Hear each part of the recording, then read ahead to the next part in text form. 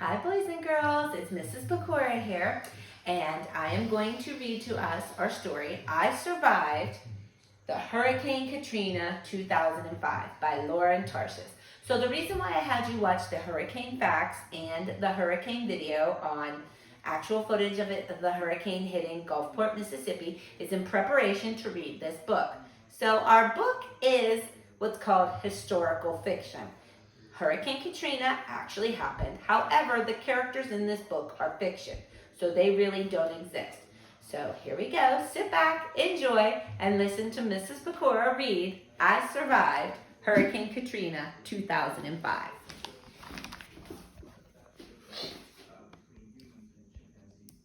Sorry about that, boys and girls, little technical difficulties there. Chapter 1.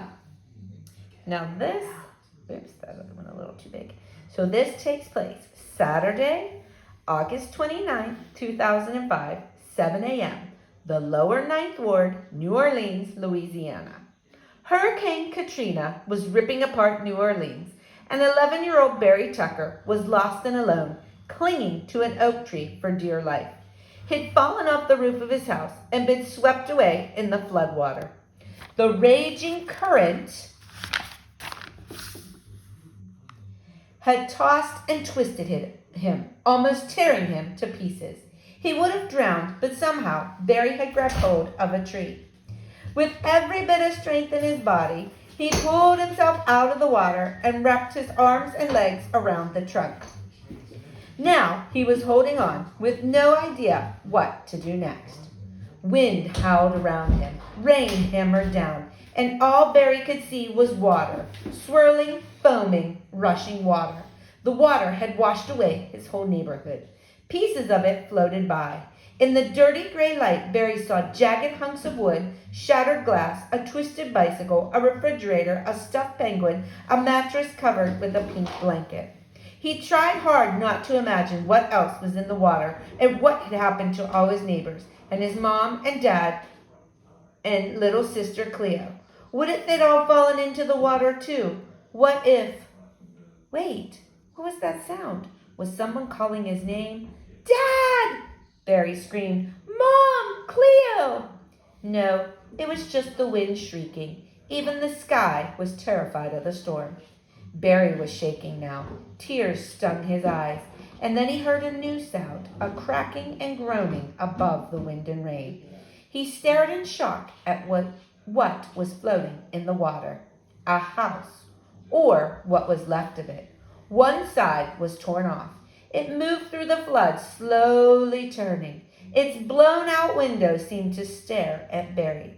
The splintered wood looked like teeth in a wide-open mouth, and it was coming right at him. Chapter 2. Now, boys and girls, this is flashing back, and this tells you 21 hours earlier, Sunday, August 28th, 2005, 10 a.m., the Tucker's house, Lower Ninth Ward, New Orleans, Louisiana. Sorry, boys and girls. Barry sat on the steps of his front porch. His best friend Jay huddled next to him. Jay wanted to see the drawing rolled up in Barry's hands. Show me, Jay said, leaning so close Barry could smell egg sandwich on his breath. Barry elbowed him back, laughing. He knew Jay was excited. They both were. The next day was the deadline for Acclaimed Comics Books Create a Superhero Contest. For the past 3 weeks, Barry and Jay had been working non-stop on their creation. They'd come up with everything together. Their hero's name, his costume, even his secret star, which was the source of his amazing power. But it had been Barry's job to draw him. He'd stayed up past midnight the last 3 nights adding the finishing touches. Okay, Barry said, clearing his throat and standing up like an announcer facing an anxious crowd. This is the moment you've been waiting for. Ladies and gentlemen, meet Avico. He unrolled the paper and watched Jay's eyes get wider behind his scratched up glasses.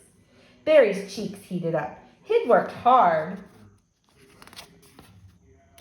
Uh-oh, boys and girls. Sorry about that. On the drawings. Of course, he'd never admitted to Jay, but it was almost like Avico was his brother. a 7-foot-tall brother with bulging muscles, hawk wings, titanium armor, and eyes that could see through walls. Jay rose to his feet. "That's amazing," he said in a shocked whisper. "The wings look real, and the fire." He pointed to the flames coming out of Aviko's silver boots. Barry had worked for 3 hours on those flames, mixing orange and red and yellow with a bit of blue until they looked like they would burn your fingers if you touched them. They both stood there for a minute, staring at the drawing. Then Jay started jumping up and down. "We're going to win the contest!" Jay yelled. "We're going to win the contest!" Barry started jumping too. He knew that hundreds of people were entering, and not only kids. Some people drew on computers. Others made videos. All Barry had were the colored pencils Mom and Dad had bought for him his last birthday. Still, Barry was a believer. He had gotten that from his mom. And at that minute, Barry let himself believe that he and Jay just might win first place. $250 to split, and the comic book starring Aviko that Acclaim would create. Barry and Jay loved comic books. They'd been collecting them since they learned to read. "We're going to be rich," Jay sang. "And famous," said Barry. They were so busy jumping and dancing and hooting, they didn't notice Abe McKay and his killer dog Cruz watching from the sidewalk. Abe's laughter got their attention. Abe was a huge guy, almost twice the size of Barry. His booming laugh practically shook the ground. Barry and Jay froze. The hairs on Barry's arms stood up straight. Jay's cocoa skin turned gray. Abe was in middle school, just a year older than Barry and Jay. They all used to be friends, but Abe had changed since his dad had gone away 2 years earlier. Now he and his grandma lived alone. The McKay's house used to be one of the nicest in the neighborhood. It was painted bright sky blue. Abe's grandma used to have a yard full of flowers you could smell a block away. But now the garden was dead, and the house was gloomy. Abe didn't go to school much anymore, and had started hanging around the older boys whose vrooming motorcycles kept everyone up at night. And then there was his new dog. He looked like a big mutt. He had a square head, and the tips of his pointy ears flopped over. But Abe said that he was a special breed from Asia, trained by the Chinese army, and that his jaw was strong enough to bite through metal. "He's trained to kill," Abe had bragged. "On my command. He goes right for the neck. One bite is all it takes." "Why'd you stop dancing?" Abe asked now, spitting into the sidewalk.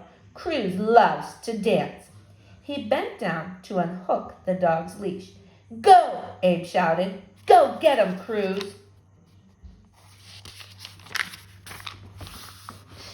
All right, boys and girls, we're going to stop there for now. So we'll see what happens in tomorrow's installment of I Survived Hurricane Katrina 2005.